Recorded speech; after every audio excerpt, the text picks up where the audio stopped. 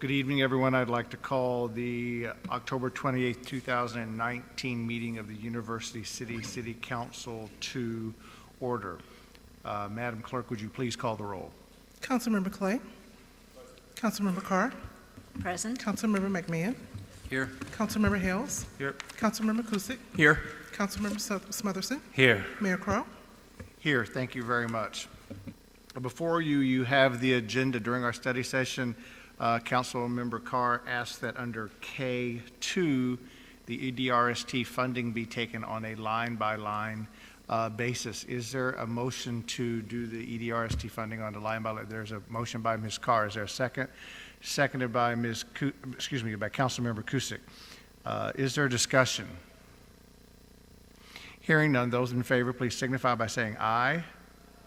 Opposed? The ayes have it. Thank you very much. We'll now move forward with so we had the amendment to the agenda, now a motion to approve the agenda by Ms. Carr, seconded by Mr. Hales. Any discussion?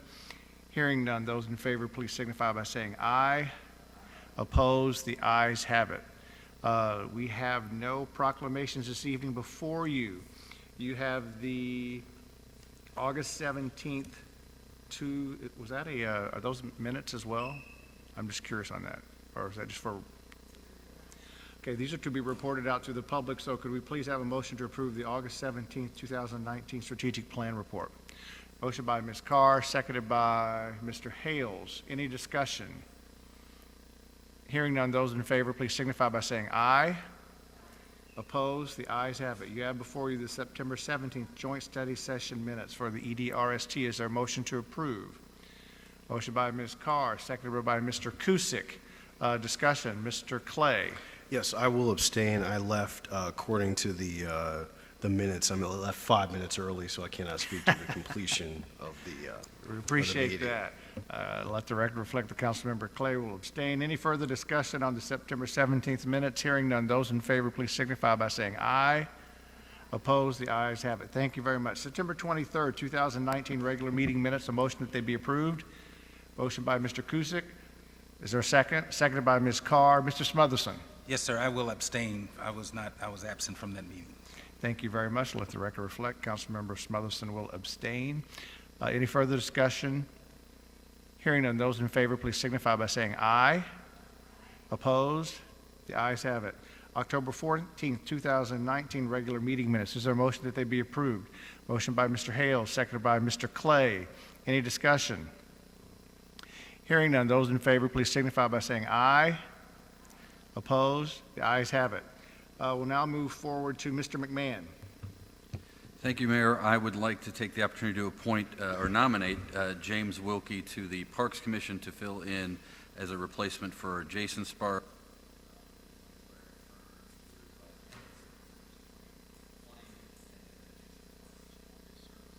There's a motion before the body. Is there a second? Seconded by Ms. Carr. Any discussion? Hearing none, those in favor, please signify by saying aye. Opposed? The ayes have it. Mr. Clay. Yes, thank you, Mayor Crowe. Would like to, do you want me to take the 2 and 3 together, or? One at a time, please. One at a time.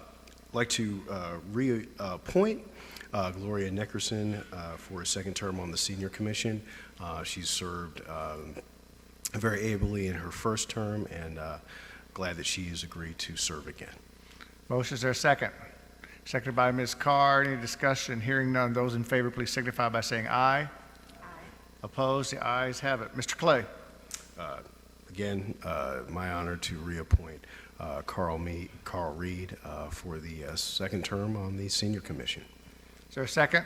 Seconded by Ms. Carr. Any discussion? Hearing none, those in favor, please signify by saying aye.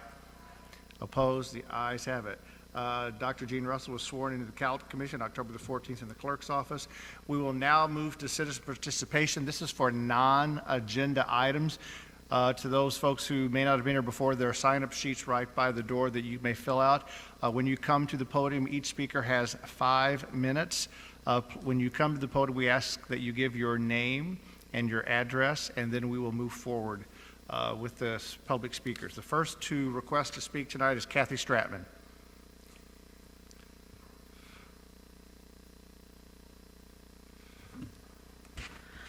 My name is Kathy Stratman. I live at 6855 Plymouth Avenue. I'm here tonight to ask the council to consider helping to finance the loop trolley. I don't feel that we've given it enough time to be successful, and I think considering the huge investment that's already gone into it, the amount that's needed to help it go on is, well, not exactly insignificant, but very doable. I think the loop trolley still has a good potential for being successful, and I can't see tearing up the street to undo that without giving it a little better chance. And I think we should all pull together to make it work and to make it happen. I know I'm in the minority, and I've always supported the trolley, but I really think it can still happen, and we should support it. Thank you. Thank you very much. Our next request to speak is Aaron Ginsberg.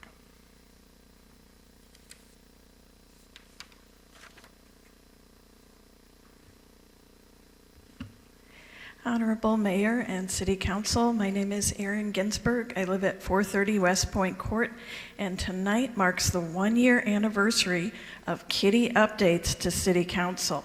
In the past week, you City TNR volunteers trapped, neutered, vaccinated, and returned 2 kittens in Ward 2. That brings our total for the year to 47 community cats vetted at no cost to University City taxpayers. Our volunteers also partnered with local rescue groups and found forever homes for 12 friendly U-City strays in the past year. Again, all this work has been done by TNR volunteers at no cost to University City taxpayers. I'm here tonight to thank Mr. Cross and Mr. Dunkel for making it possible to host OpSpot's veterinary van in U-City. We're in the process of figuring out the best weekends for both the sponsoring pet charities and the Heman Park Community Center. U-City TNR's volunteers are thrilled to be a step closer to making low-cost veterinary care available to all our neighbors. Thank you. New phone, sorry. Thank you very much. I've got to and cancel. That is the end of our request to speak on non-agenda items.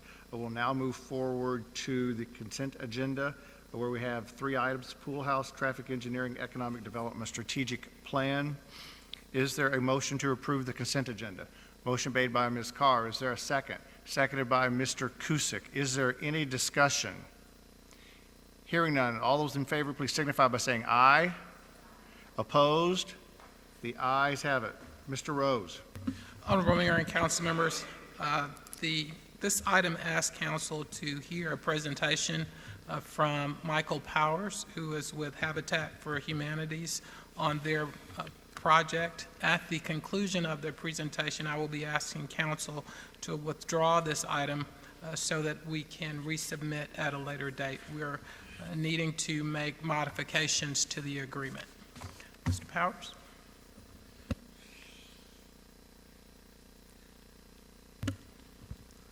Good afternoon.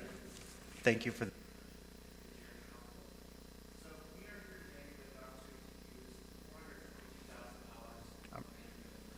Is the microphone working for the speaker? Can you guys hear or no? I'm not sure that one was popping in on that. Okay, we'll try it. Can you hear me now? Yep. Earlier this year, we engaged the Office of Community Development at St. Louis County about funding that was being clawed back from a project that wasn't successful. At the time, they had $422,000 that was available that we went out for and were able to get a notice of award later in that month. Fortunately, that allows us to build 7 new homes in St. Louis County. That'll be a $1.45 million investment in affordable housing in St. Louis County, and our first thought was to come back to the place where we have 2 successful phases of home construction here in University City. So in our pre-development discussions with the city, we've been looking at various sites that are vacant, sites that are owned by the city, sites that are private and owned by St. Louis County. The project builds on 10 homes that we've constructed starting in 2005. Of the 10 homes that we've constructed in University City, all but one still have their original homeowner in it. All of our home buyers are current on their mortgage. All of them are fully and gainfully employed, and many of them are active in the city of University City with kids in the school district and so forth. At this time, we're hoping to get the council to approve our next steps and kind of guide us in our next steps as we put the full project together. We're again going to look at 4-bedroom, 2-bathroom homes that will be sold at around $150,000 to $170,000, depending on the market conditions at the time. We have some information on our selection process, how to become a Habitat home buyer, and we'll really lean on you in terms of the community engagement side of this as we finish our checklist of due diligence items and move forward with the project. I come at the request of the city manager to answer any questions that might be in front of us at this time and to hopefully work with you in putting a project together that works for the city. Are there any questions from members of the council? Mr. Kusick. Thank you, Mayor. What is your approximate cost to build one of these homes? So, we like to estimate based on a build-ready condition. We haven't done all of the environmental assessments over here, but we think that we're going to be able to build these for around $180,000, $190,000. And that doesn't take into account the volunteer labor and the volunteer material that's a part of our model. Thank you. Mr. Clay. Yes. Thank you, Mayor Crow, and thank you for coming. Can you talk a little bit about the program? Obviously, as I think most people know, Habitat for Humanity does have some income requirements, both at the bottom and the top, related to potential home buyers. Could you talk a little bit about that? Yeah, certainly. So we try to target right around 50 or 60% of the area median income. Most of our buyers come in with a full-time job. They're postal workers and healthcare assistants. They're working-class families. We have guidelines that sort of dictate the amount of money that we know that the banks are going to want to see you making. And then we also have a target so that we're serving within that demographic, not to go above, a certain ceiling. But with the funding that we have from St. Louis County, we're able to go up to 80% of the area median income. We try to serve folks that wouldn't traditionally be able to get a mortgage on their own, because if you can go out and secure your own mortgage, then what did you need to utilize us for? We lock them in at a 2.5% interest rate over the 30-year term, and most of our buyers are coming from unaffordable rental, which would be $1,100 to $1,200 or more a month that they're paying for a 3-bedroom, to below $700 is what they're paying all in for a mortgage that includes your taxes, insurance, and a home repair fund that we require our buyers to buy into, so that when the roof starts to fail or the HVAC system starts to go out, that they have a pot of money there that they can tap into to make those repairs as necessary. I had a couple more questions. Thank you. Can you talk a little bit, and you weren't necessarily prepared for this, so you don't have to provide a full answer, but generally speaking, what do you see as the income trajectory of your buyers? Do they tend to stay where they are? And I actually would love to get some numbers from you. Sure. Germane to this question, but do they tend to stay where they are? Do they increase? Do some fall back? Just generally speaking, again, would like to get some actual numbers from you. So, I wish we had tracking on this information. We don't go back to our buyers and ask them to submit W-2s or tax information after the sale. And unfortunately, the vast majority of times that we cross paths again with our buyers is when when there's a need, right? So someone's lost a job or is in transition, or a kid needs to go to college and wants some guidance, or there's a mental health concern, some sort of connective resource that we're providing a linkage to.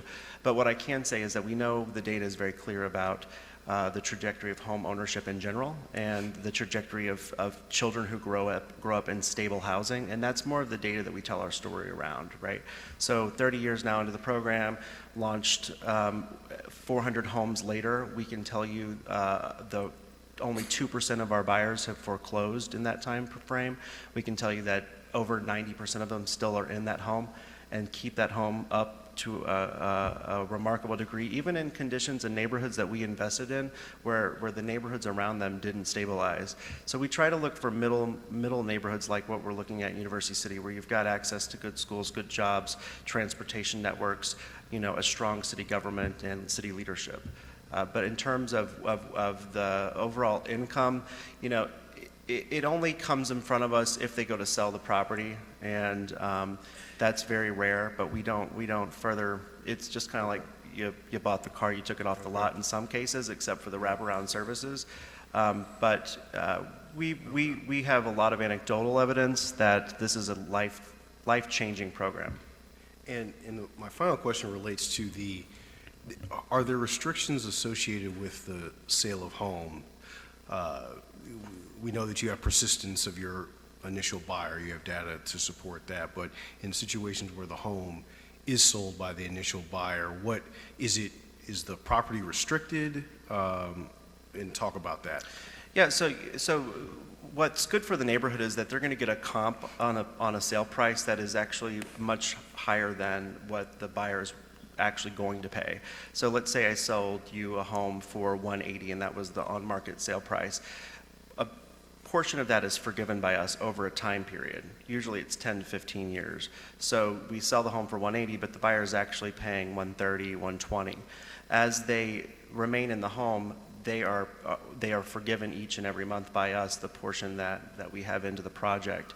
If they want to flip the house and sell it early, then there are clawback clauses not only from us but from our funders that would ask that we have a shared equity in what the value of the property has gained. So, Okay, so first buyer buys the home, 5 years later they want to sell it. It does revert back to you for sale again. for the first 10 years at least on every project, we're going to have the first right to pull that home back into the program. Okay, but after 10 years, the initial buyer can go to the open market? Most likely, depending on who's funded the project. So we have our own restriction on the deed, but then there could be others. So I don't want to say in a blanketed way. Like the Affordable Housing Trust Fund in the city operates differently than St. Louis County. But typically after 10 years, it's their home. Yeah, it's theirs to build wealth around, to, use the equity as they see fit. Okay, thank you. Mr. Smotherson. Yes, sir. Thank you, Mayor. Well, I just have a quick question, and I just wanted to know, and thank you for coming tonight, Michael. Is there a component in your assessment of that looks at where you place these houses? I mean, do you really look at the area? Do you look at the statistics about the area you're placing the homes? And I say that because, I think I mentioned this Wednesday in that I'm very concerned about the fact that I don't see that in this process, because you're wanting to put 7 homes in one concentrated area. And I'm not sure if you're really looking at that area in reference to crime, if you're really looking at that area in reference to the school district. Is there a component in your assessment that actually looks at that? Yes. So our site selection is based a lot on the demand that we know from our pipeline of buyers. Every year we get about 5,000 calls from interested individuals who want to get out of unstable, unsecure housing. About a quarter of them end up putting in an application. In the application process, they tell us some things about themselves, where they'd like to live, where they work, where their kids go to school, their familial networks, and things like that. And we know from the data that we have that there's a high demand for housing that's affordable in University City. People in our program like the University School District. They like the access to the arts, to recreation, to the libraries, to transportation and job. We have more demand for University City than we can fill. So when it comes to looking at the 2 projects that we've completed so far, we did 4 homes on Plymouth already. We did 2 homes on Crest, 3 homes on Bartmer, and 1 home on Raymond. Every one of those 10 homes was pre-sold. So the buyer that's coming into the project is putting in 350 hours of sweat equity on the build site. We look at things that you're speaking of in terms of the availability of resources for the buyers and if they'll be successful, if their home will actually raise in value over time. But to be honest with you, it's not carte blanche. So we don't have all of the choices in front of us. We can't go find some vacant lots in Ladue that are on the most perfect lots. It wouldn't work for the program. It would be probably fought against at that level, and it would also be cost prohibitive in terms of acquiring of the land. But you're saying fought against. Fought against why?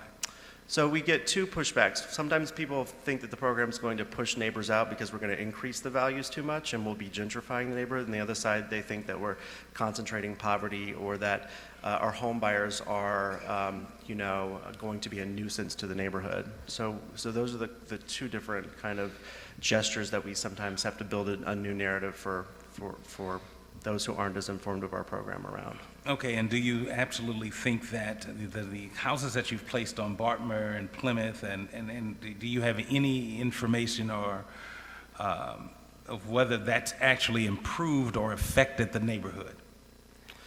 I mean, is there any information about that, any background information you can give us on how you think, or even the people that are in those houses, how do you think you've affected the neighborhoods? Has it changed or revitalized the neighborhood as your information states?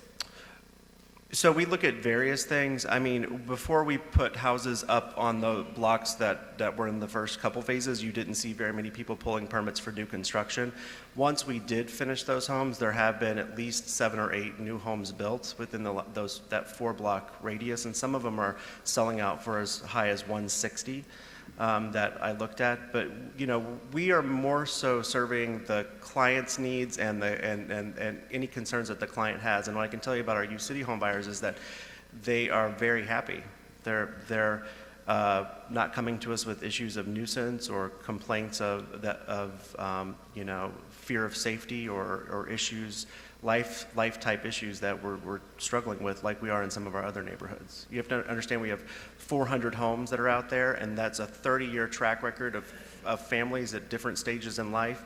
Some of them are in places that are much worse off than parts of University City that we're looking to invest in. And when we look at where we want to buy property or we want to acquire land to build, we look at different things. And what U City has going for it is the taxes are lower for us than if we were to build. And we finished a Hazelwood build, and the Hazelwood project, the monthly amount in taxes that they're paying is over $120 a month, just absorbed immediately from the taxes. Then the school district and the location, all of that, also being a qualifying census tract that HUD requires us to build in, makes it sort of a perfect marriage of opportunity for us. Mr. Hales. Thank you, Mayor Crow. I was just wondering if you might be able to provide the city manager with the addresses of the properties that you mentioned. I think it was 10, and also roughly the build completion dates, and so he could provide that to us. Sure. Thank you.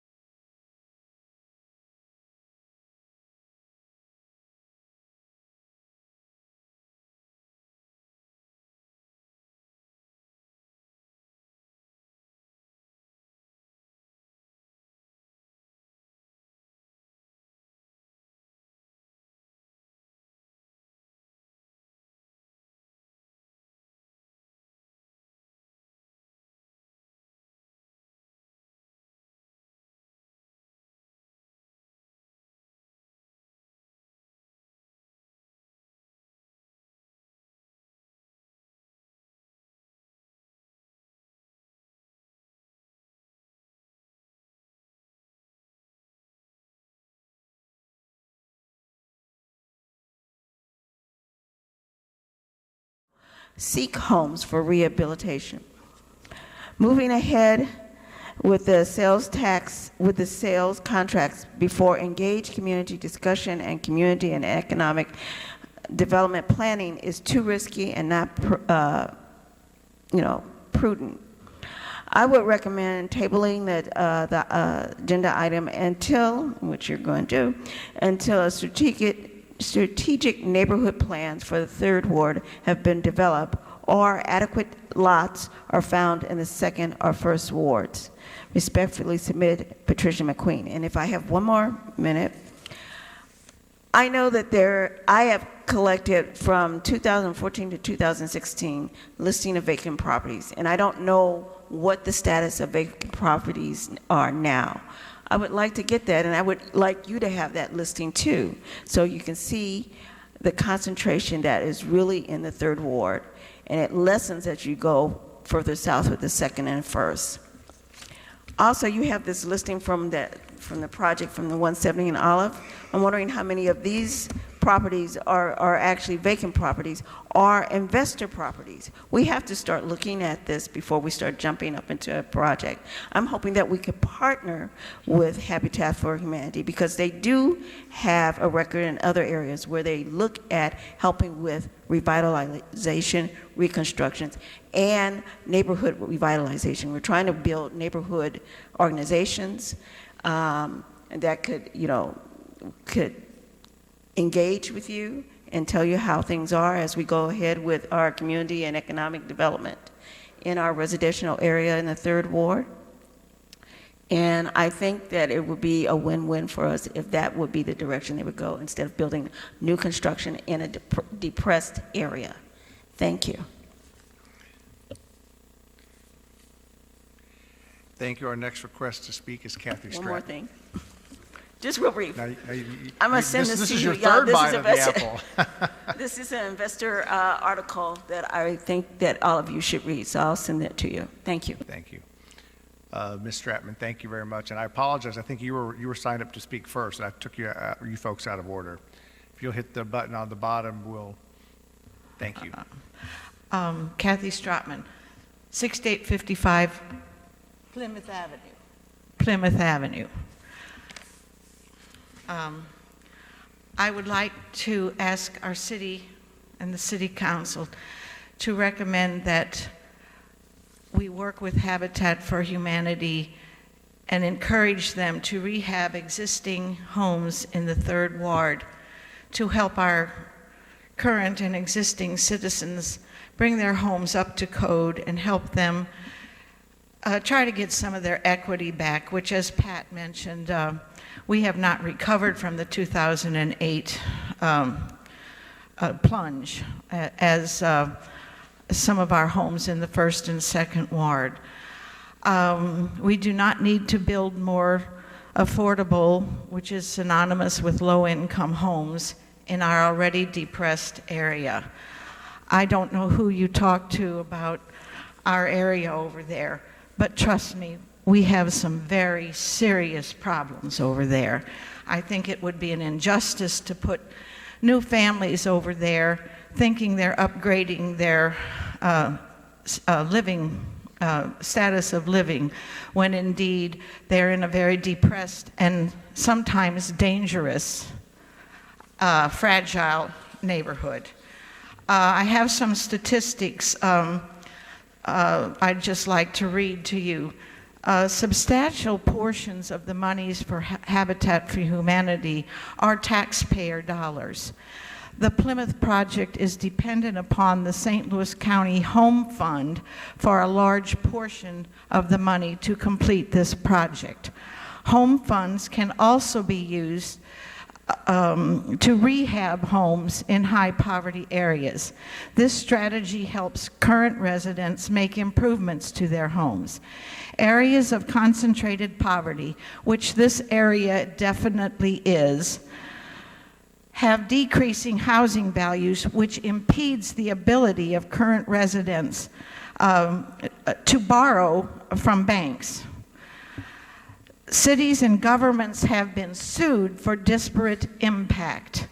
The legal definition of disparate impact is an unnecessary discriminatory effect on a protected class caused by a practice or policy, as in unemployment or housing, that appears to be non-discriminatory.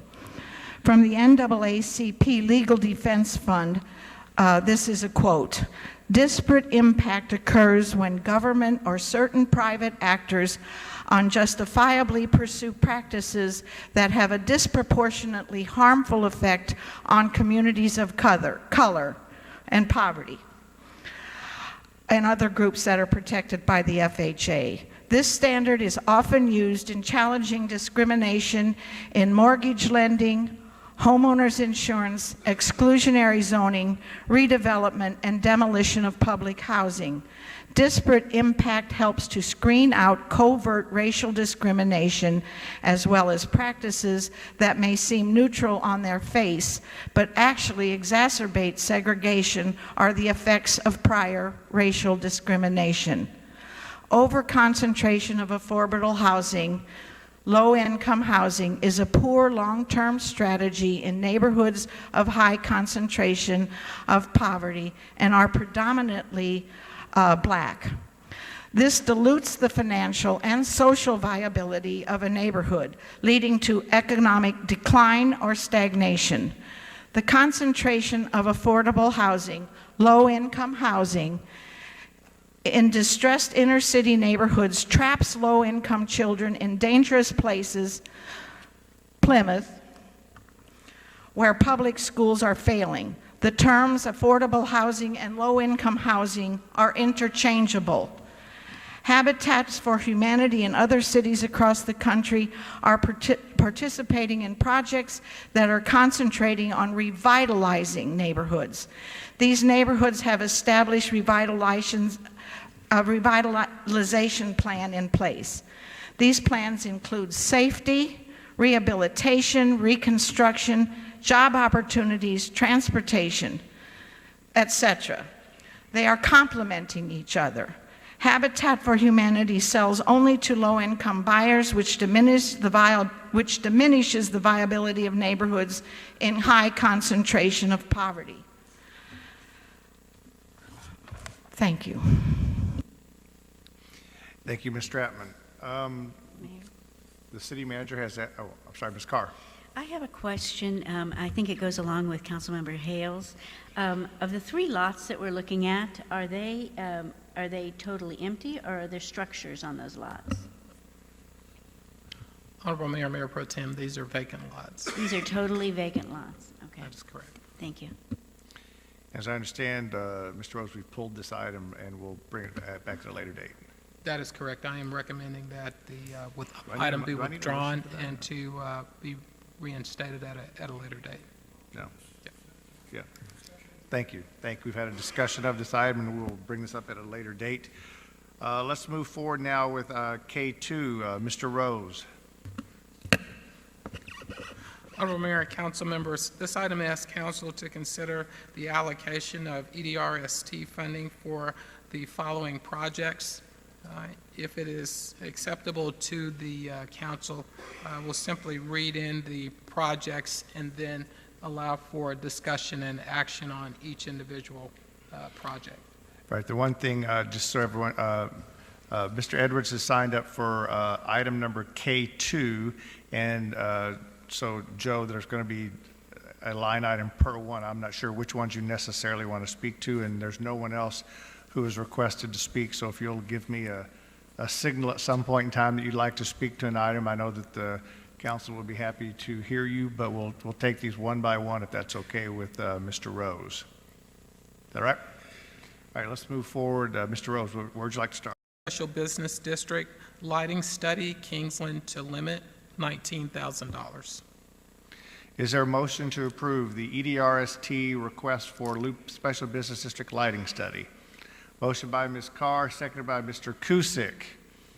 Any discussion? Hearing none. Those in favor, please signify by saying aye. The ayes have it. We'll now move forward. Mr. Rose. Loop Special Business District Brochure and Illuminated Directory Signs, $14,000.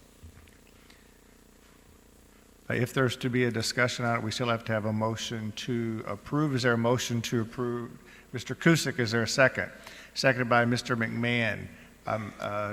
Discussion. Ms. Carr. Thank you, Mayor. So I did give you a packet, and the packet specifically addresses, on the first page, specifically addresses the brochures and illuminated directory signs, of which the EDRST has recommended $14,000. But you will notice in this email from our interim director or acting director of finance, he says, and I quote, "My understanding, the $14,000 request includes brochures and directories. I've attached a copy of N-Graphics invoice for $6,520 and a copy of canceled check 2518. Together, the $5,275 for the brochures and $6,520 for the directories equals $11,795. In total, the East Loop SID should be invoiced at 50%. That's because East Loop businesses are also listed. $5,897.50. And the breakout there is for the brochures and the directories. That still leaves last year's request a balance of $8,102.50 unspent for brochures and directories. So it appears that the LSBD wrote a check, actually wrote two checks, and I put those bills in your packet, one to Kiku Abada for the design and printing of the brochure, and I have two here so that you can take a look at them. So if you'll just pass that around, I'll start there. So you get an idea of what this is. But we've only spent, or we have only funded, and should only fund about $6,000 or less than $6,000. So why the $14,000? I think that typically we have been doing that. I don't know whether we have been underwriting the East, which we should not be doing, or it certainly is my intent that we not underwrite the city. Just so you realize that now the East Loop SID gets about $400,000 a year as opposed to what the LSBD gets, which is about $80,000 plus whatever the EDRST provides in funding, roughly about $100,000 or $120,000 for a variety of projects, including this one. So this is an over-ask, in my opinion. I would like to see this amended, and in fact, I'm going to make a motion to amend the $14,000 to $6,000 to cover the share of the cost of the brochures and directories for the West or University City Loop portion. And hopefully the East Loop SID will come up with their share. To date, they have not yet been invoiced or paid for the share from last year. And I don't know if they ever have in previous years. So it is not clear. If you look at, let's see, if you look at the page after the invoices, there is a Loop Special Business District budget overview from 2010 and 2011. This was, at this time, the EDRST was not funding the project for the brochures, and you could see that the East Loop SID did pay some amount, about $4,704, compared to the University City side. Now, this was when there was an SBD or a special business district as opposed to a SID or a community improvement district. At that time, the SBD was not generating enough funds, and so typically the payout was about 2/3 from the University City side and 1/3 from the east side. But clearly they are now, they now have adequate funding to pick up their share, their fair share, 50-50, of this particular brochure and the directory. So again, my motion is to amend the amount from $14,000 to $6,000 to cover the cost of brochures and directories. There's a motion, I believe there's a second, is that correct, by Mr. Kusick? I believe discussion. A couple of things, and I assume Mr. Edwards will probably, would like to speak. One of the things I would like to ask of my colleagues is as we look at this, I think it would be good for us to determine whether or not there has been any other type of agreement that has gone on. We have no idea whether that is in fact the case. And so I'm hoping that the city manager can look through this as well as the director of finance to see whether or not there has been either a request for reimbursement or there's been some other, what I would say would be an agreement of revenue or expense sharing, or whether or not there's been an informal agreement, because it does strike me as odd otherwise that we would be paying for the entire brochure unless there was some other funding that the East was then putting in that we are not aware of at this time. Mr. Edwards. Yeah, Joe, hey, Lareet. Sorry. Here's some of these. Joe Edwards, 6504 Delmar, Chairman of the Loop Special Business District. A couple of things. One, in all the years past, that's already been approved and properly paid for by both entities. This year, invoices have been sent to the East Loop to pay for their share of it. I'm not sure why it's going in and out. We can hear you. You can hear, okay. On the brochures, it is split 50-50. That's the easiest way to fairly split it. Both parts get benefit from that. On the illuminated directories, even though we're probably splitting it 50-50, there are 4 in University City and 3 in the city of St. Louis. So theoretically, it could be 4/7 and 3/7. But I think the East Loop SID is fine keeping things clear in that regard and splitting it 50-50. The reason why it's very short-sighted to reduce the amount from 14,000 to 6,000 is that these are both supposed to be updated twice a year. And sometimes with all volunteers, it's hard to get all that data put in and typeset and followed up on, the descriptions, the phone numbers, the websites of all the new businesses, and make sure all the old ones are taken off. This year, we're on track to do it twice during this fiscal year from July 1st to June 30th.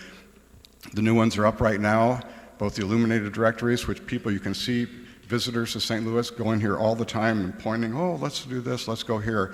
And the same way with the Loop directories that we send to everybody, every visitor center, downtown people, all the hotels and all, and they ask for them and use them and bring people into the Loop. It's one of our most valuable tools to bring people into the Delmar Loop.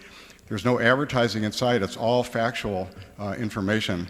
And the city of St. Louis wishes they had something like this for downtown, and they don't.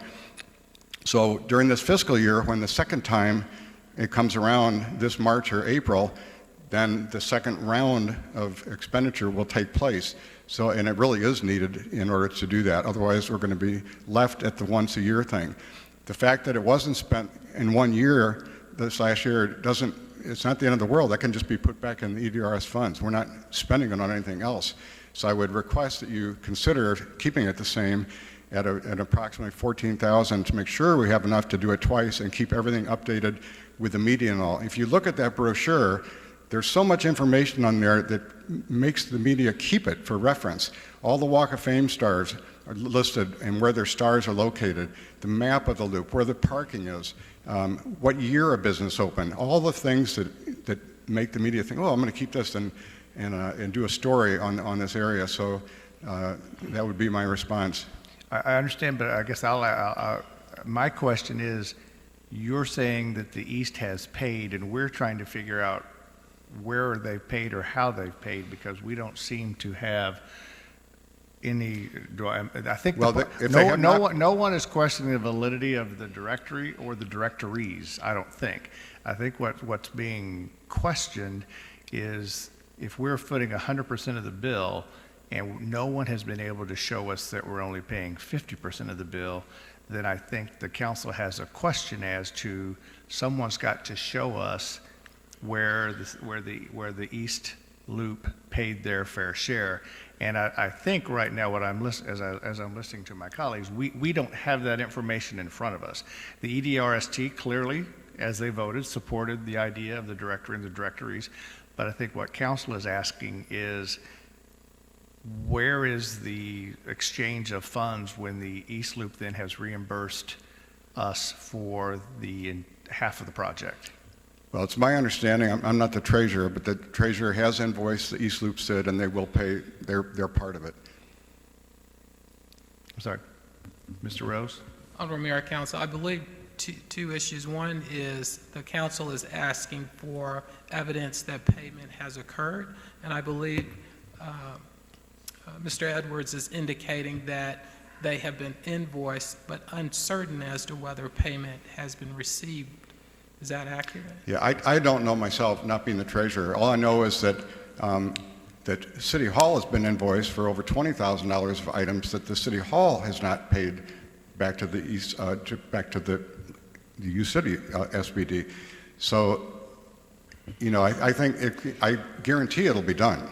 Well, And I'd pay it tonight if you want it paid tonight. Let me just indicate, I don't believe that we have received any evidence that the payment has been received. And I'm looking at our acting finance director, Keith, so he's shaking his head no. So that is the case. With regards to the statement that you made about the invoices to the city, the issue of concern there is that we still must reconcile the Loop Special Business District account.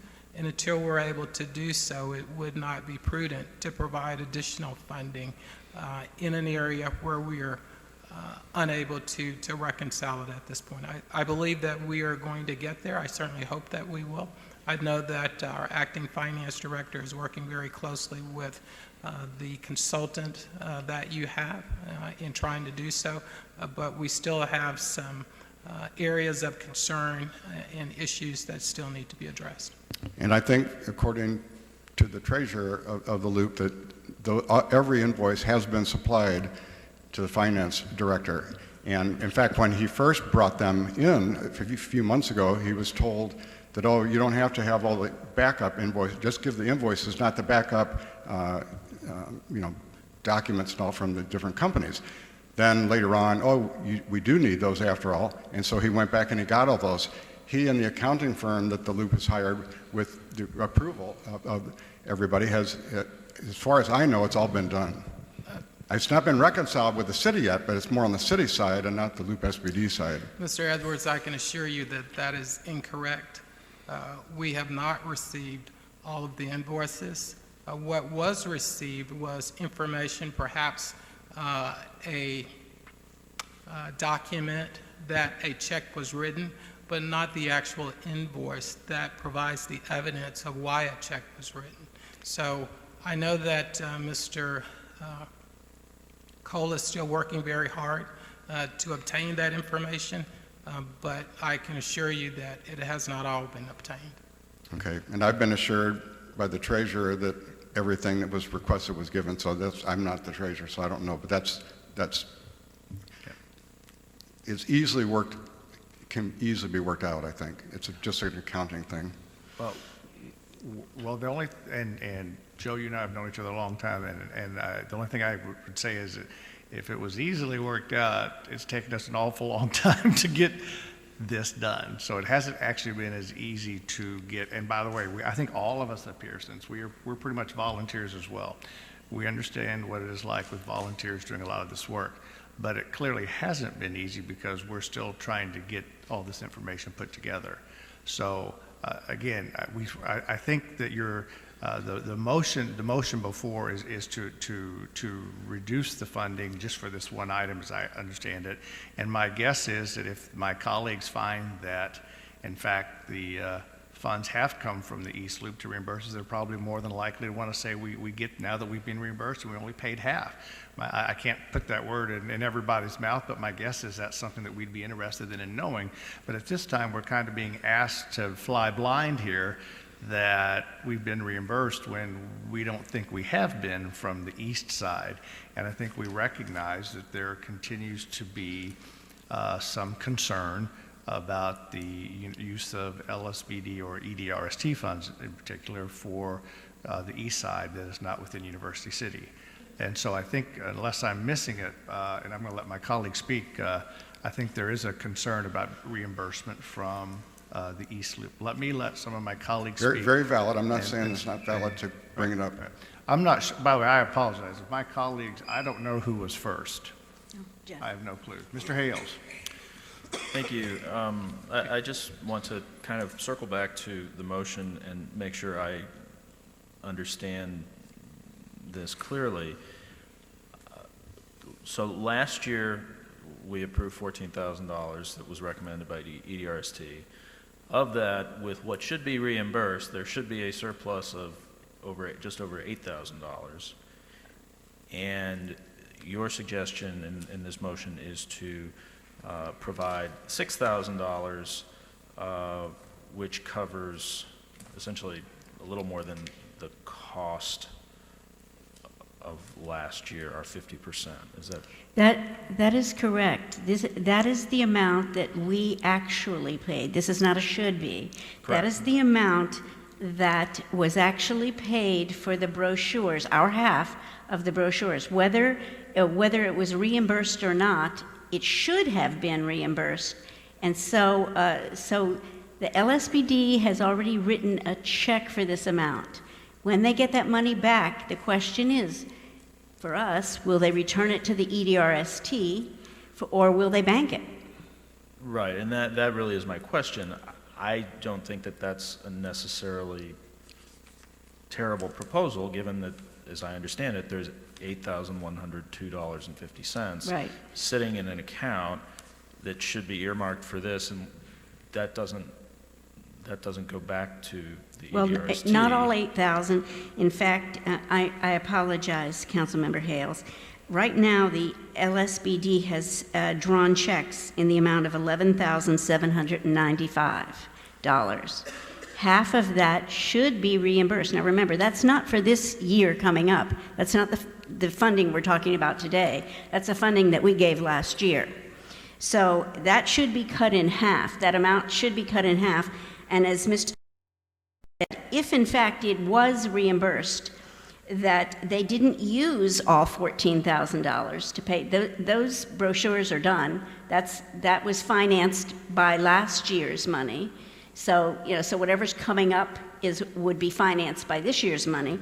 And so they didn't spend, or shouldn't have spent, about $8,000. So it's asking for more than twice what they actually need for the project. So that's kind of where I'm coming from. If there's a surplus, what happens to it? If they keep it, why is there a need for $14,000 if we're starting with 8? Thank you. Mr. Cusick? Thank you, Mayor. Mr. Edwards, just for clarification, you stated that the current request for the $14,000 is because there will be 2 print runs and distributions of the brochure?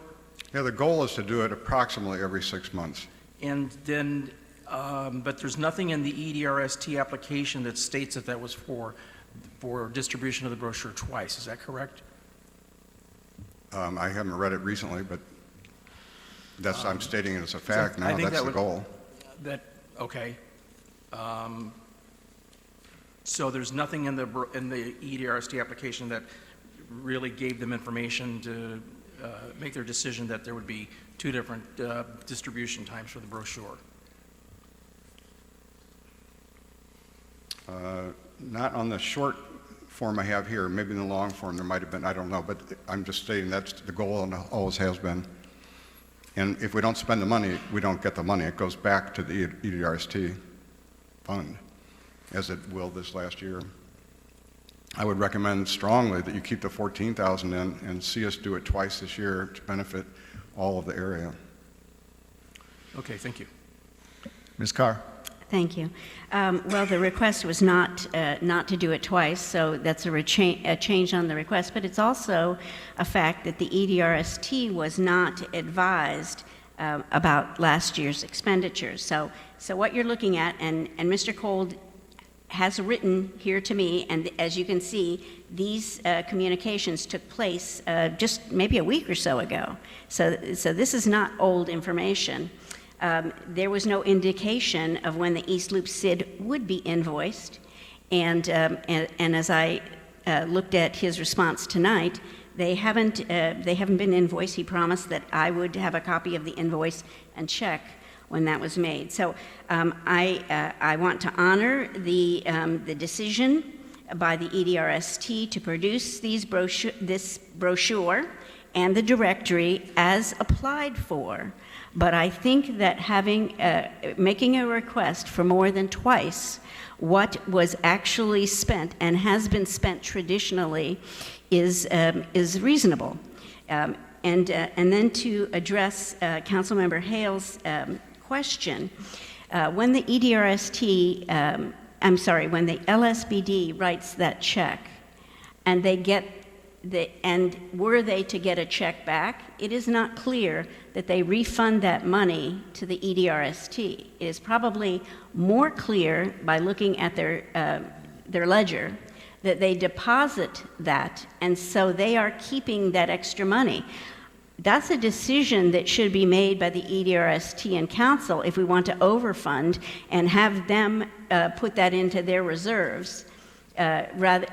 Because quite frankly, until the city started looking at it and these questions started to be asked, we didn't know that they were paying a lot less for this. The only way you could ever come close to $14,000, which they've asked for 2 years and $13,000 in previous years, is to assume that the LSBD was paying for the entire amount. And until we have invoices and canceled checks that say that the LSBD has been reimbursed, we don't know that. So let's certainly fund it at the amount that is required to produce these brochures and update these directories. But let's not overfund it, because we can use those economic dollars and invest them in other areas of economic redevelopment. The SPD is not asking you to overfund anything, and if you need payment tonight, I will make it to satisfy that request. I think doing it twice a year really is important. I don't think anyone's denying that doing it twice a year is important, Joe. I don't think anyone is saying that. I think what we're saying is we probably want to get the financial house in order, and if in fact we need to, if the LSBD needs to come back again for more funding, I think that's perfectly fine. But I do, again, and I'm only speaking for myself, but I think that the requests that are being made by the city manager and council for us to have a better understanding of not just the invoicing, but the reimbursement of the LSBD by the East Loop, I think is extremely important. No, it's reasonable. And then the second part would be when the funds come back, then are they just sitting with the LSBD or are they coming back to the EDRST? By the way, I don't necessarily think the EDRST is looking to get money back. I think the question is just if we're being asked to spend $14,000, let's use that as the number, and $7,000 of it's supposed to come from the East Loop SID, and so we spend the 14, they give you the 7, then what happens to the 7?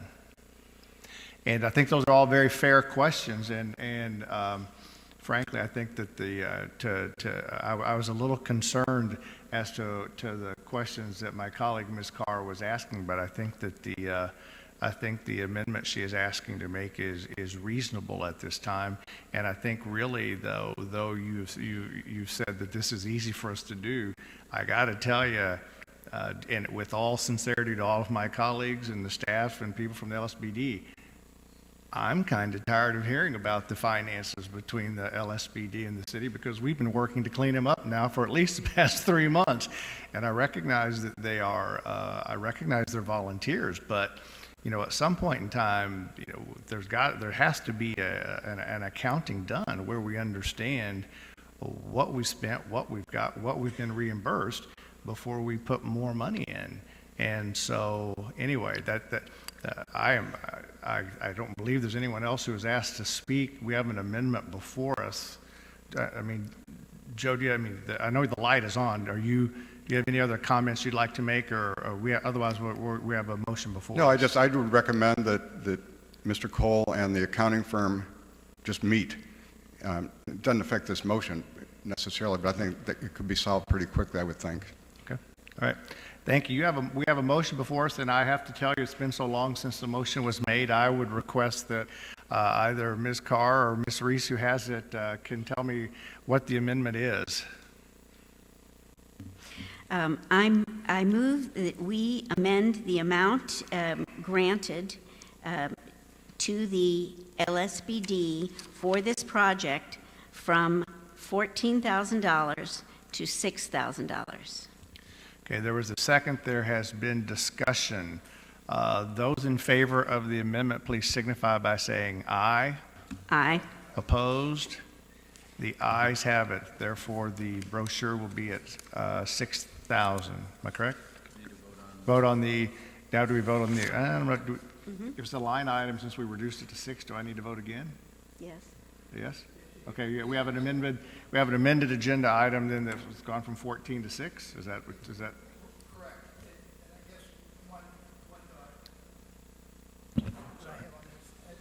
There's been discussion regarding this other $8,000 or so dollars, and what should happen to that. And I guess if it comes back to EDRST, would it have to be then appropriated again to get to the 14?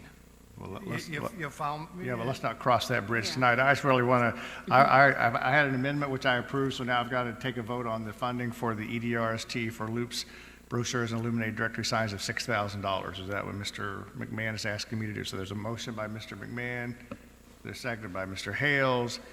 Any further discussion? Those in favor, please signify by saying aye. Aye. Mr. Rose, can we move forward to the next item? Honorable Mayor and council members, the next item is the Loop Special Business District St. Louis Visitors Guide and promotions, $14,000. Is there a motion to approve? Motion by Mr. Hales. Is there a second? Seconded by Mr. Clay. Discussion. Ms. Carr. So I'm going to pass around the pages that are contained in this this visitor's guide. Again, I'm making, so you can go around me just that way. I'm not passing judgment on whether we should fund this or not. In fact, what the problem appears to me to be that we have never received an invoice from Madden Media, which is the group that produces the St. Louis Visitors Guide. What we have instead is an invoice on Blueberry Hill stationery that tells us what we are due. We also have a partial payment of the whatever amount it is, 32 or 23 or whatever, and I can pull that up if we need to discuss that further, about $7,000 from the East Loop SID. The reason, given that only 1/3 of the businesses listed come from the east side and 2/3 come from the University City side. Again, I'm not passing judgment on that, but without the invoice from Madden, I am reluctant to hand over the money at this time, and so I would like to make an amendment that, or make a suggestion that we do fund this, but that we withhold payment for this until such a time as the invoice is produced for the last year from Madden, and going forward, every year, we need to see an invoice from Madden Media or whatever company is producing this at the time. So no more of these kind of filtered invoices. I can't imagine that anybody would accept that kind of a situation. I get your amendment for this year. I don't think we can bind future councils, but I get it for. Okay. No, I'm just suggesting that, but. Okay. So is there, I believe there was a motion to approve funding for the St. Louis Visitors Guide in the amount of $14,000, payment to be made upon proof of receipt from the publisher. Was the publisher? Correct. Or was that the company? There's a motion out, it's a dangling motion. There's a second by Councilmember Cusick. Is there discussion? Hearing none, those in favor, please signify by saying aye. Aye. Opposed? The ayes have it. Okay, next one, Mr. Rose. Honorable Mayor and council member, the next item is the Loop Special Business District Special Events, $85,000. Is there a motion to approve? Motion by Mr. Hale, seconded by Mr. McMahon. Ms. Carr? Again, this is one of those undefined, so we have $80,000. If you look at the packet that I gave you, what you will see on the, I would say, the second whole page from the back, this is actually from 2018, and it lists the events that were given, events that were held, and the amount. And so essentially, for all of those events in 2018, including things like event management, et cetera, we wrote a check for $8,149.72. I do believe that events are important. We had that discussion before.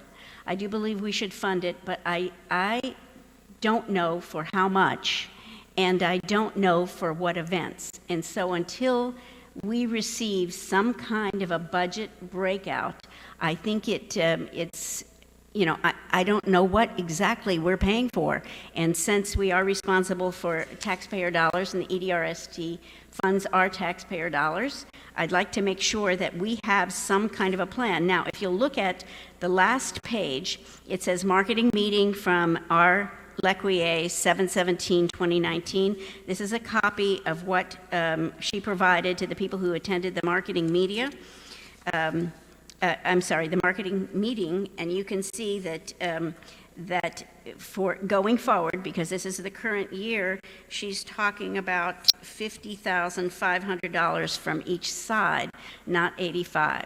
I really want to break out, and I know that we asked for additional events that aren't listed here. This was produced in July, and we have since asked for additional events.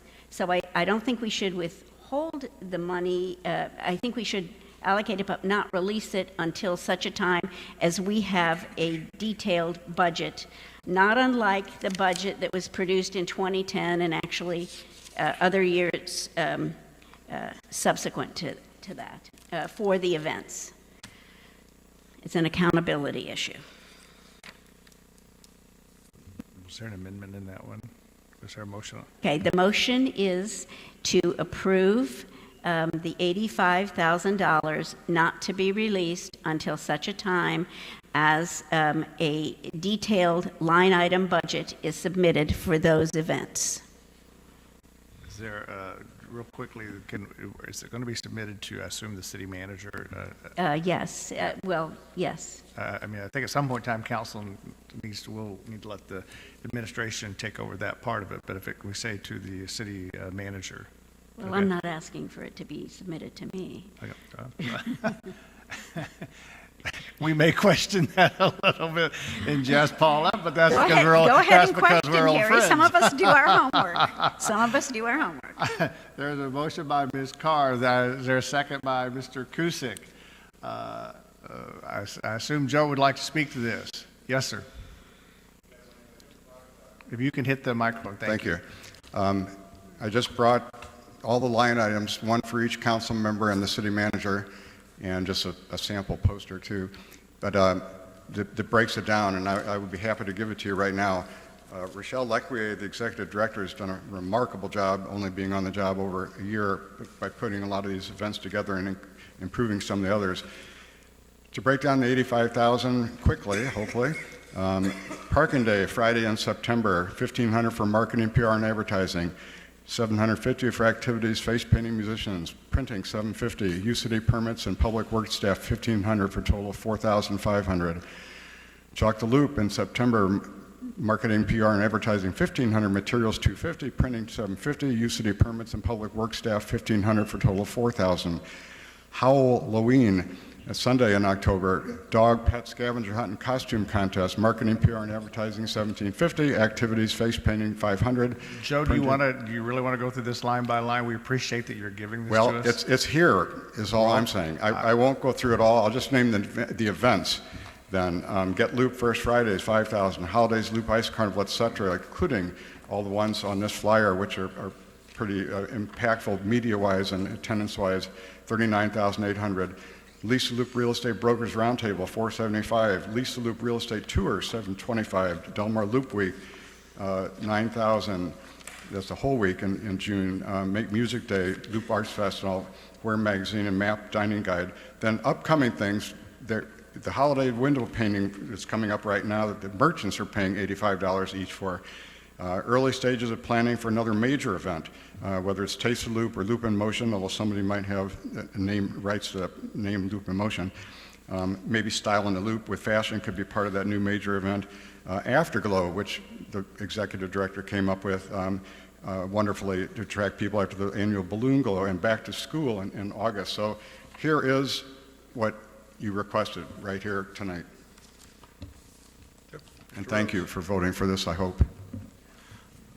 Honorable Mayor and council members, the council recently met with the Loop Special Business District Board and identified a total of 4 major events that you would like to see occur within the Loop over the course of the next year. Those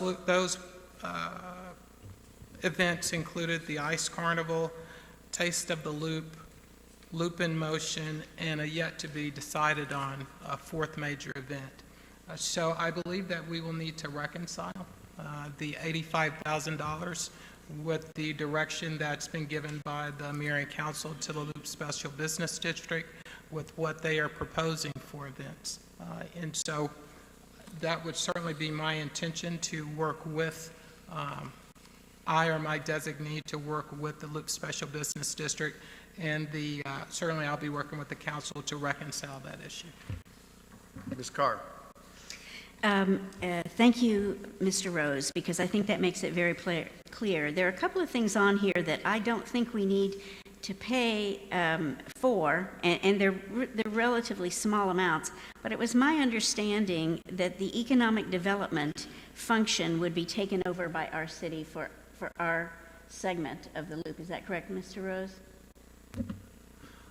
Honorable Mayor Pro Tem, the intention is for the Director of Economic Development to provide the same level of service to the Loop as what she provides the rest of the city as it relates to economic development. That is correct. And in the past, that has not been the case. Okay, so Lease the Loop Real Estate Brokers Roundtable may not be for us, or is it is something we would like to see?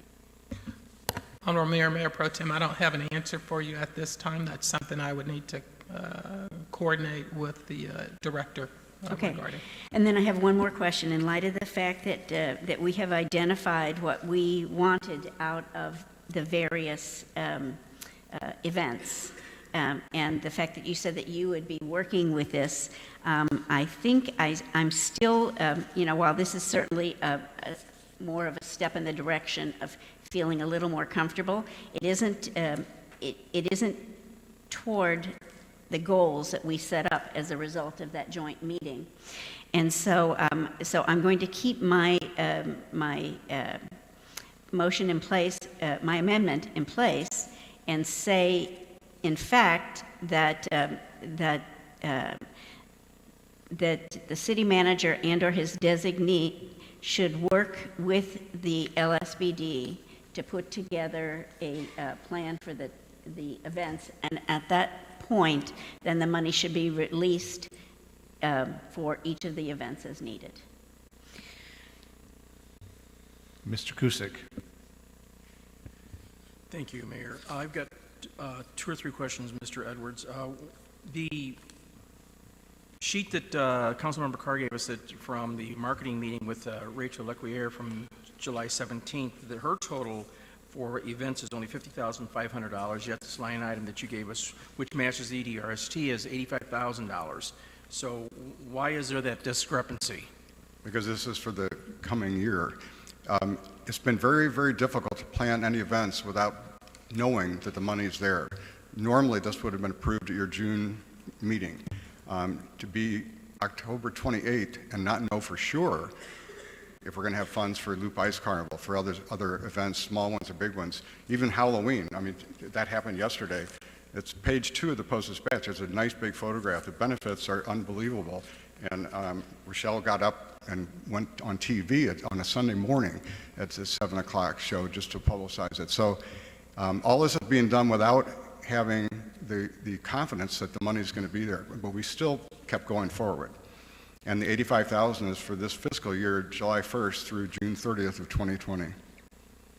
Okay, thank you for that. And then some of these, on this line item statement, some of these budget items are specific only to University City, but the ones that are for the whole loop, which would include the East Loop in the city of St. Louis, are they in agreement with these events and with these budgets, and have they already committed to these? Or what process do they utilize for authorizing the same types of expenditures for these events? On the events that are shared marketing from Kingsland to the east, usually it's 50-50, and they have approved everything that is shared. If something is only in U-City, that's one thing. If something's only over there, that's another. They're just as determined and bound by you and myself to keep things separate and clear. And the CID has gone out of its way to do that and has done that. And the CID has already approved their share of these expenditures? Yeah. When do they do that about? Oh, anytime there's a board meeting when this type of item comes up, it's done in a general way. It's split up into thirds. It's hard to, it would take me a half an hour to tell you how it's split up, but it's split up between safe and, clean and marketing events and so on. But yes, I can guarantee you that they were very strict on making sure anything that's collected over there is paid over there, anything collected over here is paid over here. And that's why it's good to get this accounting firm together with City Hall to justify all those figures, and then everybody can finally sigh of relief. And so is the amount of money being requested from the East Loop said this is also $85,000? No, there's more because there are certain other things with certain developments and certain far, far east of the Wabash Station that only apply to that area, so that's not being requested here. But all of these... And that might be more than this figure for the East Loop. Understood. And all of these items are, however, all of these items on here are on their budget and they've approved these? Well, in a general way, if not a specific way. Let me take a quick look.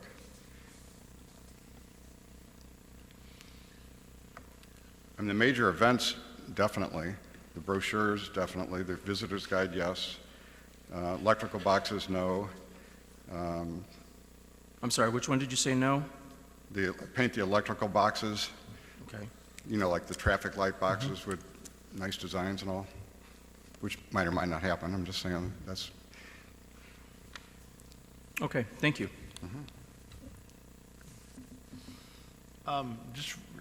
And Joe, you can answer this later on to the city manager, but I guess my question is, when we get this tonight, is this something that the LSBD board has already, has this come before the board and have they approved it before it came to us, or is this Rochelle and your work product and then it comes to us? I'm just curious. Yeah, no, the Director of Development, Libby Tucker, recommended that I bring this tonight, and so I worked on it on the weekend and brought it tonight. And so is there... That breaks down the 85,000 right, more clearly. Yeah, I have that part. I guess the process part of me, which is not nearly as strong as others, would be, is this at some point in time going to be an agenda item for the LSBD board so that they will take a vote on this? Because it seems to me like if we're being asked to look through this and to find ways to make it work, then that it would make sense for the LSBD board to have voted on this as well. Well, that may not be the protocol you followed in the past. I'm just curious if that's No, we can do it at the next meeting. We can vote on it at that time. And all through the years, the history of this is we used to break it down like this. And the Economic Development Commission themselves said, this is kind of nuts. You guys really know what to do. And why not lump them all together in one thing? And that's the way it had been year after year because of that. And the council approved that year after year because some years there might be a zip line ride that costs so-and-so. And if that doesn't happen, then we can put funds towards something else, a different event. And they said, we want to give you the flexibility to do that. We trust you with it because you've done it volunteer-wise all these years. So that's how that even evolved. Right. We can do it this way from now on, but it's still hard. What if there's a big sleet storm on a Halloween thing? Then all of a sudden you have to be moved inside. It costs more to move it inside, or it costs less because it's canceled altogether. They wanted us to have that flexibility, as did the council through the years. So the Loop Board did vote on 85,000. They did not vote on specific breakdowns. They knew what the events were, but they didn't vote specifically line by line. But I put this together at the request of the Economic Development. Correct. Thank you. In my old age, I have found that pendulums swing, and sometimes they swing to the let's do it in bulk, and sometimes they swing to detail. It seems like we're more in a detailed mode. So we have a motion before us, and I I don't know, Ms. Reese, you have Ms. Reese or Ms. Carr. It is as I recall, in layman's So I would like to amend, have you got? I would like to amend the motion to reflect that we are approving the $85,000 upon collaboration with the city manager and/or his designee with regard to the various events that will be held. Am I close? Release. That is correct, and those events are consistent with the direction that the mayor and council provided during the joint meeting. If there's a motion, is there a second? Point of clarification. Is your amendment to the line item or to a previous motion? It's to the previous motion. There was a motion made Motion to to fund for approve. 80, Gotcha. yeah. Okay. So it's an amendment to that Correct. motion. Any further discussion? We already have the amendment out. Is there any further discussion of the amendment to, in layman's terms, have the city manager work for validation of expenses? Any further questions on the amendment? Hearing none, those in favor, please signify by saying aye. Aye. As amended, we now have before us the special events for the Loop of $85,000. Those in favor, is there any further discussion of that item as amended? Hearing none, those in favor, please signify by saying aye. Aye. Opposed? And we are working our way through. Mr. Rose. Honorable Mayor and council members, the next item is mannequins on the Loop Public Art Project with recycled.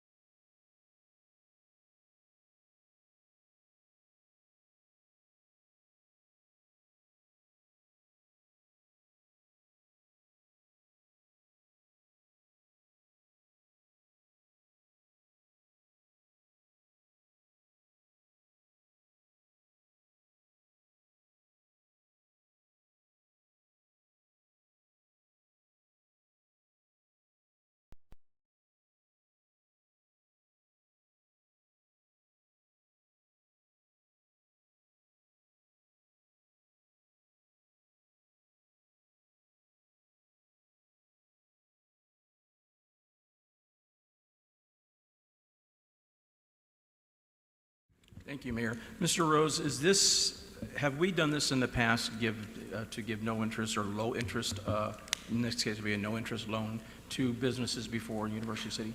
Honorable Mayor and Councilmember Cusick, I am not aware of the city providing no or low interest loans. The legislation does allow for it. Thank you. Ms. Carr. So actually, we did do some forgivable loans, in fact, towards the Loop as a result of the construction. So I can't remember whether it was 50,000 or 100,000. So I think we've done that before. I just wanted to make sure, I did hear Mr. Rose say it, but I wanted to make sure that when the terms of this loan are clearly written down, I'd like to make sure that we take a look at this and see it. Just so you know, if you sell something as a producer to someone else and you are not really the point of sale, we don't get any taxes on that. So it's sale for resale. But for me, the benefit here is the increased wages and the stability of a company that stays and grows here. So it's back to our study session. So it's not necessarily sales taxes. That's not to say that you couldn't walk into Winco and perhaps buy the windows directly, but if they sell it to Mr. Smith's window and door store, then they would be the end seller, and they would get the taxes. So the sales taxes might not occur here, but the job growth and the growth of the company would. Any further discussion? Oh, I'm sorry, Mr. Clay. I am curious, given we have not endeavored to do, at least in recent memory, any sort of loan that actually needs to be repaid. There is a repayment requirement. Are we working with any sort of outside entity, consultant, to kind of help us develop the terms associated with that? Mayor, Councilmember Clay, we have not engaged an outside consultant at this point. We'll certainly intend to work with our city attorney and identify similar types of agreements that have been made across the region. I don't know that there's a reason for having a consultant at this point, but certainly if we struggle with putting together the terms, then I would return to the council and request funding for a consultant. And I use the term consultant more loosely. I think there is advice that we could seek that is not necessarily compensated advice, because this is not a complicated transaction, but there are some things that you need to be mindful of in going into it. Right, I think that the EDRST and their actions, for those of you who may have been there that evening, respected the request made by Winco and the stability that they have given us in Cunningham Industrial Park, and the fact that they're going ahead with the loan. We also felt that due to the fact that the EDRST has a sizable fund balance and that this is money to be paid back. I think also Winco itself has a very good track record, a long-term track record in our community. So I think the EDRST had instructed the city manager to work with the city attorney to simply draw up the appropriate paperwork so that we had the security that we needed. I'm not sure there was a great deal of concern, but we also recognize that downturns in the economy occur. And this council is one that I hope people always recognize that we're ready for a clawback when we need one. We've been down that road before. Any further discussion on this item? Hearing none, those in favor, please signify by saying aye. Aye. Opposed? The ayes have it. Thank you very much, Mr. Rose. We will now move forward. To unfinished business. Bill number 9394. May we have the second reading? An ordinance relating to pit bull dogs. May we have the third reading? An ordinance relating to pit bull dogs. Is there a motion to approve? Motion by Mr. McMahon. Is there a second? Seconded by Mr. Smotherson. Is there any discussion? Hearing none. Madam Clerk, I apologize. Ms. Carr. Just as many of you have, we've received a few emails, some with some graphic details. I suppose that could, and I know terriers very well. I had one for 17 and a half years. I had a Cairn Terrier like Toto, but still he was pretty vicious in that he took out neighbors' cats and things like that. So sometimes, sometimes the breeding or the breed has some issues. I don't know where I stand on this. I just really don't. I understand that it's not breed specific, but it's towards an aggressive dog. But how do you determine if the dog is aggressive until after the act, until after something has happened? And so for that reason, I will be abstaining, because I just don't feel that I can comfortably make a decision one way or another. Good. Thank you. Any further discussion? Hearing none. Madam Clerk, would you please call the roll? Councilmember Carr. Abstain. Councilmember McMahon. Aye. You went out. Sorry, Lori. Aye. Mine.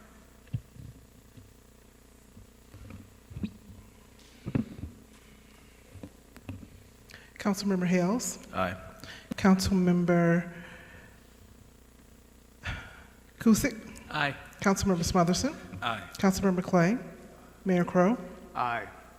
The bill is passed. We'll now move forward to new business. Who would like to introduce bill number 9395? Mr. Smotherson. May we have the first reading?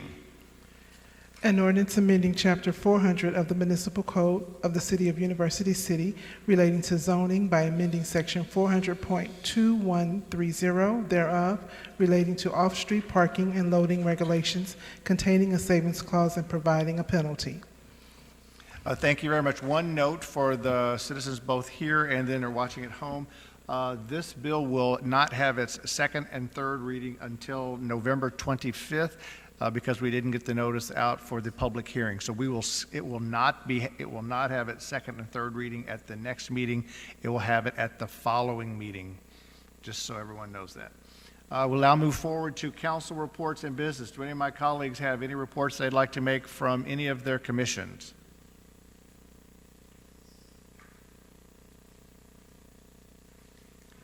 Hearing none. Oh, I'm sorry, Mr. Clay. No, I was pulling up the agenda from the Senior Commission that met on Monday, October 20th. I don't think we can, I think you need to go a little bit closer. Thank you. Sorry. Senior Commission that met on Monday, October 21st. There was much conversation about the joint study session that was held the week prior with the council. I think it's fair to say that the Senior Commission was very glad to get the opportunity to present the work of the commission to the council. They look forward to having that kind of conversation on an annual basis with the council. And I think the mayor was kind enough to suggest that if they wish to do so, they can make the appropriate contact and have that kind of conversation. Do want to note that Marcia Mermelstein is departing as the Senior Commission liaison, but we will be, the city has already made provisions to make sure that the seniors of this community and that commission has the resources it needs to continue unimpeded. There was a conversation about a continuing issue with the Senior Commission, which is getting the word out to University City seniors about not only the work of the commission and senior services, but resources that are regionally provided to our seniors. So I believe there may be some outreach to the city manager and the communications department about some things we can do in that arena. So with that, thank you. Thank you. Mr. Smotherson. Thank you, Mayor Crow. I wanted to just remind the council and the mayor that the returning artist reception for Christopher Watkins is November 13th at the high school, and it's a 7 p.m. reception.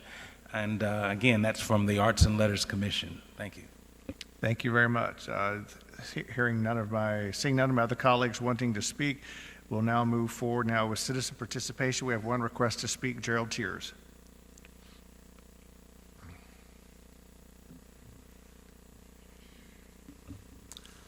Thank you very much. Gerald Tiers, 7345 Chamberlain. At the last meeting, I commented on the bill on eliminating the Human Rights Commission. In those comments, I mentioned that the bill required some explanation. Several of you were courteous enough to give an explanation for your reasoning in the bill in question, for which I thank you. I think that's a very good thing to do. I don't necessarily agree with the necessity of taking the action at that time, but I do appreciate the explanation. Upon consideration, I think such explanations are generally a good thing. The bills, as in the case of that one, do not necessarily include any explanation of why they're needed, why they're proposed, and there's often no discussion or debate, or very little. The people of U City deserve an open disclosure of what is being passed, what the bill is about. I realize that it is possible to navigate through the city website and locate the bills that are being brought up. It is often necessary to dig quite a bit to locate them, and that seems to put a burden on the citizens to find them, especially citizens who are not internet savvy, who may not have access to a computer but are nonetheless citizens. And as mentioned, the background is often not in the bill, although there may be sometimes a set of whereas comments that do some explaining.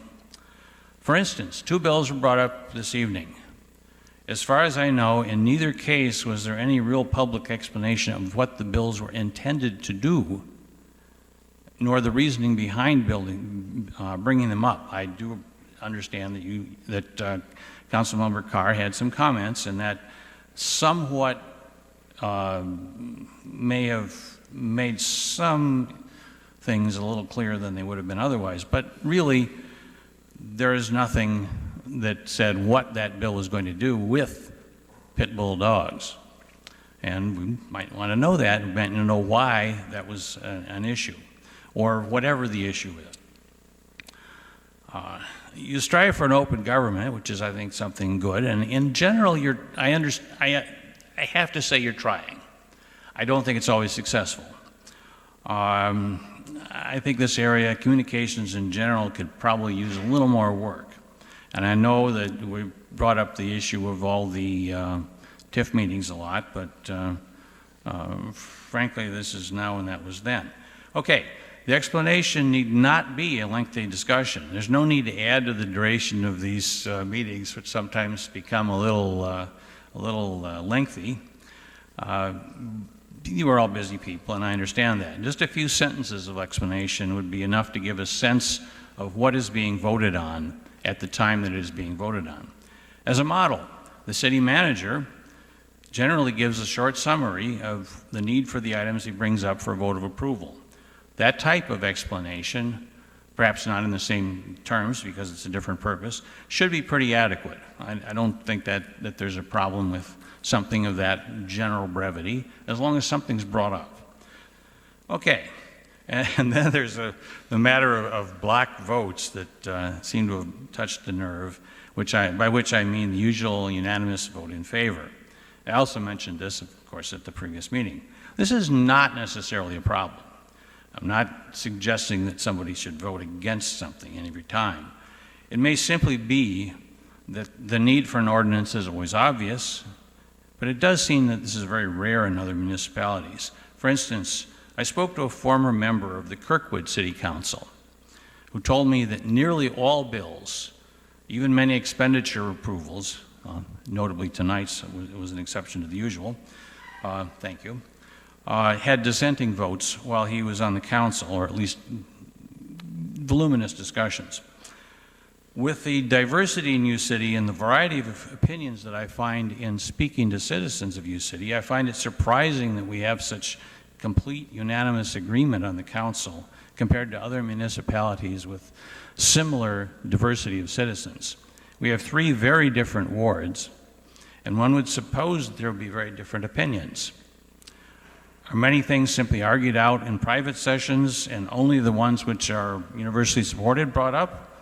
If so, perhaps University City should bring up some more. Perhaps we're missing out on progress. Thank you. Thank you very much. No one else? There are no other citizen comments. Members of council. Ms. Carr. So I guess I'd like to take the bait on that one. Just because I do believe that that we have a responsibility to educate our citizens, at least to answer their questions. So if you look at the packet, and the packet is freely available, if you don't have a computer or don't use a computer, you are free to come to City Hall and get a hard copy, or you're free to pick up the phone and make a sunshine request for a copy of that. And if you look at the item under an ordinance relating to pit bull, it's very specific here about what it is. They said it's that the current code says that it's breed-specific dangerous or vicious dogs ordinance, and it presumes that all pit bull dogs are dangerous or vicious. Unlike general dangerous or vicious dog ordinances, breed-specific ordinances have faced blah, blah, blah, blah. What I'm saying is that the detail is here in the packet for anyone who wants it. It's not being kept from people. But I think for the sense of expedience, because I do take a lot of time during these meetings, I think that we do come prepared. And where there are differences of opinion, you will see that we discuss those openly. So it's not a block vote. I mean, I view this as trying to convince my colleagues, not in the way that some people do behind the scenes, but actually openly, as you saw tonight. So I don't always have strong feelings about every single vote that comes before us. And then if you look again at the zoning text amendment, it tells you very clearly the Plan Commission reviewed the changes and made comments during the regularly scheduled meeting. And the code revision is a proposed solution to address concerns to appropriately regulate new development parking requirements with a core commercial zoning district. So I don't know. It's always that issue about whether it's unavailable or whether it's available. It is available. If you would like, I used to send out newsletters in which people told me consistently, it's too long, it's too verbose, we don't need to can you cut to the chase? So this is there to the public, to the media, to everyone, to let you know. So if you don't receive the packet and would like to, there's an easy way to sign up. If you're having difficulty doing that, I'm sure our city clerk would help you do that. We are not keeping secrets here. In fact, we would like you to be involved and to understand what we're doing. And of course that means that there'll be disagreement across the city. It's not that we're trying to duck our head. I know if we were, I haven't been very successful at it in the last 8 years. So I appreciate the comment, but I do think that if you look at the packet, it's pretty self-explanatory what each of these bills, resolutions, or city manager's topic of discussion. And I'll try to talk a little bit more about what these are. I may just read this, but I also have to keep in mind that some people get to bed before 11 o'clock at night. So, Any other comments by my colleagues? Mr. Cusick, the second ward is on. Thank you, Mayor Crow. I would like to also follow up with what Councilmember Carr stated, that we are lucky that as a council, we have the different boards and commissions that do a lot of the work for us. So consequently, when the EDRST recommendations come to us, the EDRST board has listened to, I would imagine, Mr. Rose, help me out, how many applications were in the last round of EDRST applications? Approximately a dozen, 18? And the EDRST went through the hard work of vetting them and saying what would work and what wouldn't work to save us the time to have to do that, and we listen to them and take their recommendations. So some of that hard work has already been done, and we're fortunate that we have the boards and commissions to make recommendations to us so that we have an idea of what kind of discussion has taken place and what to expect. I also seem to think that there is not a cabal that exists that says that we're going to have a 7-0 or 0-7 vote on everything. Certainly, if you know any of the people up here, everyone up here is very strong-headed, and they're going to say what they want to say. And as far as us being able to get together and have closed meetings and decide a lot of these things in advance, I would remind everyone that on Section Q of our agenda, it states that for us to go into a closed session, the reason we would have to do that is for legal actions, causes of action, involving a public governmental body and any confidential or privileged communications, et cetera, et cetera. So by law, we can't go into a closed meeting and discuss these different agenda items unless it follows in one of those categories. And I can assure you that we have our city attorney that does keep us on the straight and narrow when it comes to those things. And I would like to turn the tables for just a second and comment on the resident that stood up and said something about the trolley. In this meeting on October 14th, I brought up the issue that the trolley was having problems, and I stated that I was going to request something on the agenda for this evening. I have not done that because the St. Louis County Council actually, I believe, has passed a resolution to go for an investigation. And to the resident of the 3rd Ward, I would say that I would love to see the trolley succeed. I don't have a problem with the trolley being out there. What my concern was is that there is $51.5 million that have been spent on this, and where is the fiscal responsibility and fiscal management for that, and what will happen going forward? So I would love to see the trolley succeed as well. Thank you. Anyone from the other wards? Hearing nothing, hearing no further comments from my colleagues, I would welcome a motion that the council go into closed session according to Missouri Revised Statute 610.021, legal actions and causes of action. Motion by Mr. McMahon. There is a second by Mr. Hales. Is there any discussion? Hearing none, would you please call the roll? Councilmember Hales.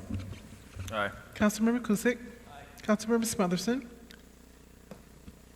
Nay. Nay. Is there a baseball game or what am I missing? Fair enough.